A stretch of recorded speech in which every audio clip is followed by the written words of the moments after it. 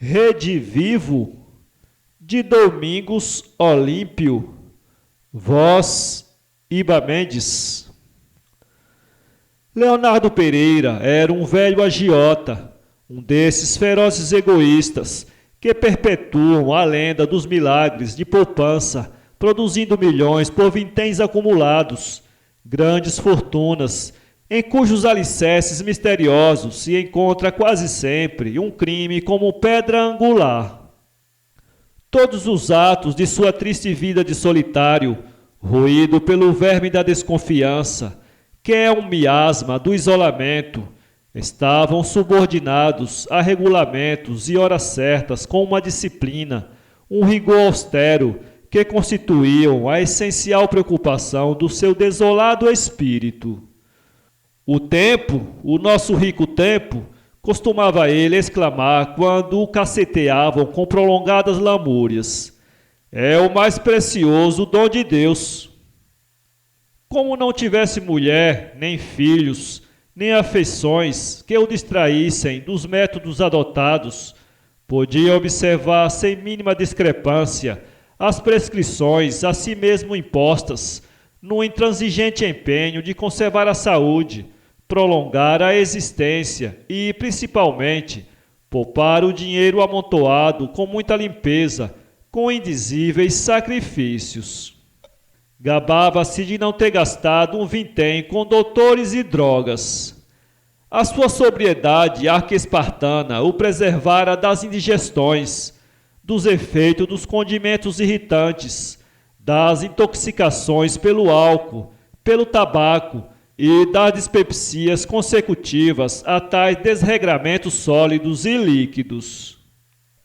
Parecia construído de ferro aquele homenzinho, mirrado como um cigarro vazio, metido consigo, com a sua usura, as suas hipotecas e as suas apólices, tendo por gozo único a inefável delícia de ver proliferar o seu limpo dinheiro, regado com o suor do rosto engelhado, como um pergaminho amarrotado, e a cústia de abstinência daquilo que constitui, para os outros homens, a alegria de viver. Nunca lhe passara pelo coração o arminho de um afeto, nem a garra da paixão nele deixara dolorosa cicatriz. Nunca lhe ensombrara o lume vivo e plácido dos pequenos olhos amarelos de ave de rapina, a sinistra visão de mulher cobiçada. E, não conhecendo o acre sabor capitoso dos frutos dos pomares do amor, refratário ao aguilhão dos desejos despóticos, não tendo depurada a alma no crisol do sofrimento, não se compadecia das dores alheias, das mágoas cruciantes, que foram muita vez rebentar junto dele em lágrimas, como rebenta em flocos de espuma o escarcéu no dorso impassível da rocha. Achava nimiamente ridículo o pranto, a imprecação contra a sorte mesquinha, as lamentações da pobreza envergonhada, os transes mortificantes das acerbas necessidades da família, as opressivas injunções da honra e do dever. Quando lhe expunham contingências irremediáveis de acudir mulher doente, educação de filhos, adquirir o pão ou enterrar algum deles, respondia placidamente: por que não fez como eu? Olhe, meu amiguinho, eu não passo por semelhantes maçadas. Vocês comem a polpa saborosa e se engasgam com o caroço da fruta. Quando lhe inchava a ambição espicaçada pelo excessivo lucro em perspectiva e garantido por meticulosas cautelas, ele fazia o negócio, ponderando invariavelmente: veja bem que lhe empresto o meu limpo dinheiro de cara alegre. Não faça cara feia quando lhe cobrar. É bem certo que quem dá se parece com Deus. Quem cobra tem feições de Satanás. Não tinha amigos para não passar pelo dissabor de perdê-los. Os amigos são ilusões que fogem depois do primeiro empréstimo.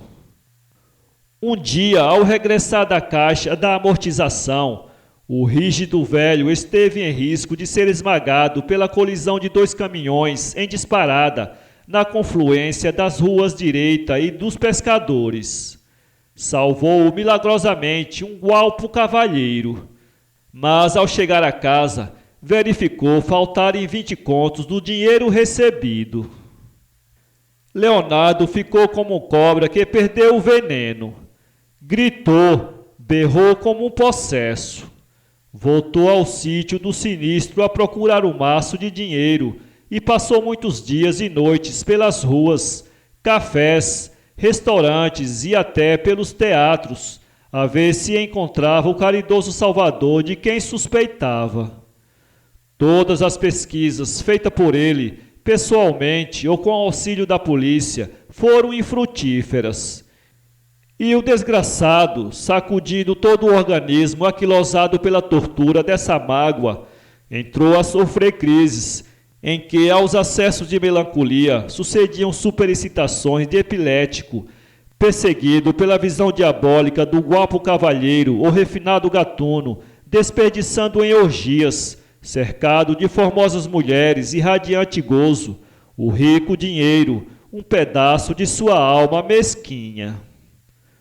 Melhor fora ter morrido, triturado pelas pesadas rodas e pelas patas dos burros.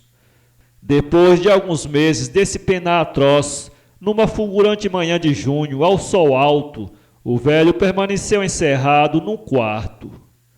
A megera, que exercia junto dele todas as funções domésticas, ficou sobressaltada com essa primeira infração do ferrenho regulamento e comunicou o estranho fato à vizinhança, muito interessada no desenlace trágico daquela existência, inútil para ela e para a sociedade.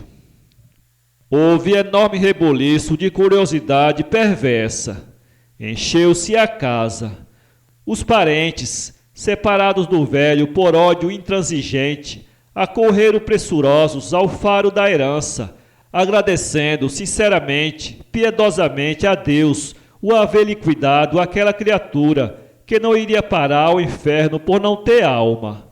Era um pedaço de carne seca que apodreceria, inspirando repugnância aos vermes e à própria terra da cova que tivesse a desgraça de o encerrar. Chamada a polícia, foi arrombado o quarto com todas as formalidades legais. O desgraçado estava estirado no leito sórdido, hirto, inerte, na placidez do derradeiro sono, conservando nos lábios lívidos aquele terrível sorriso com quem emprestara a 10% ao mês o rico dinheirinho, bem limpinho e amalgamado com o honrado suor do rosto.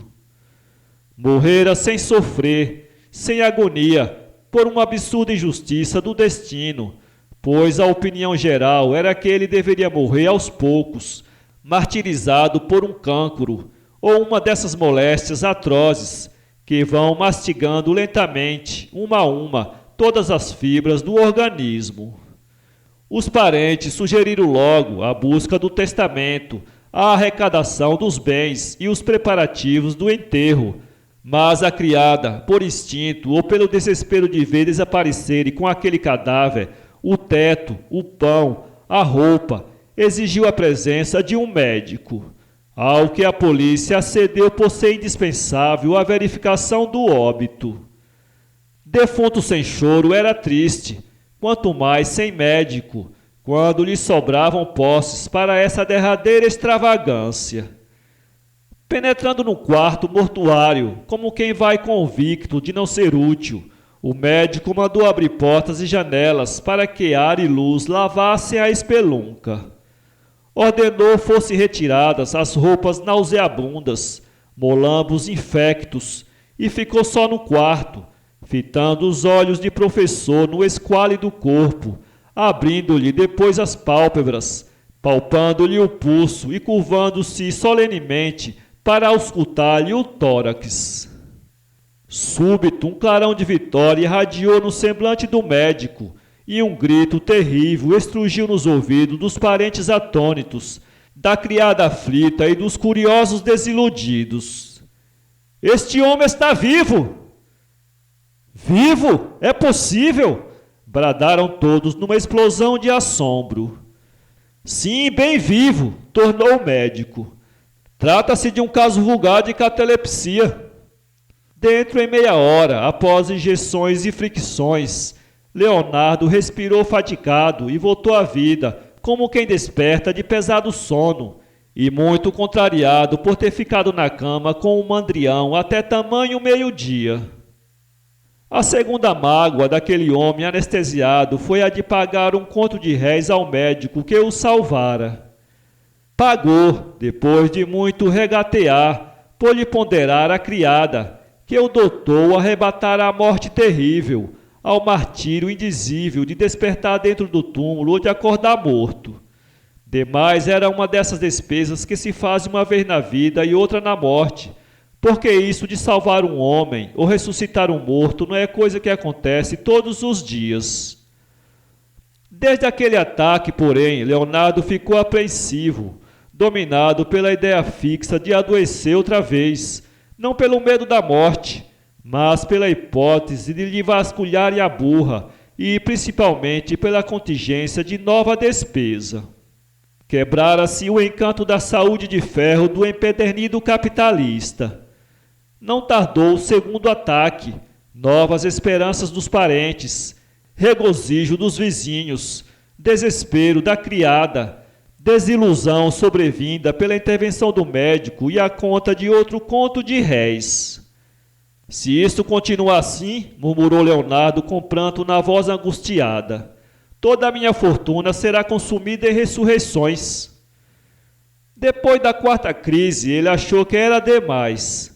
Que fizera Deus para ser assim castigado tão cruamente? Não, não era possível viver ameaçado daquela despesa. A morte, 1000 vezes a morte, irremissível, definitiva. Olha, Teresa, disse ele à criada, se eu adoecer a quinta vez, não chames aquele doutor unhas de fome, que me rói por uma perna. Vai nisso a tua felicidade, um farto quinhão no meu testamento. Ao quinto ataque, a vontade do homem foi respeitada. Teresa não tinha que se arrecear da miséria, e bem se lhe importava que o generoso patrão voltasse à vida, o que já seria um escândalo. Foi chamado outro médico que atestou a olho síncope cardíaca. Um coche de primeira classe, à frente de longa fila de carruagens, conduzia para o cemitério do Caju o cadáver do usurário. Seguia o préstito lentamente, imerso em nuvens de pó, ao trote fatigado de burros, banhados de suor, quando se ouvia uma voz desesperada a gritar. Para! Para! Era o médico que lera nos jornais a notícia do enterro e vinha em um tilbre a desesperada carreira. Este homem está vivo, bradou ele.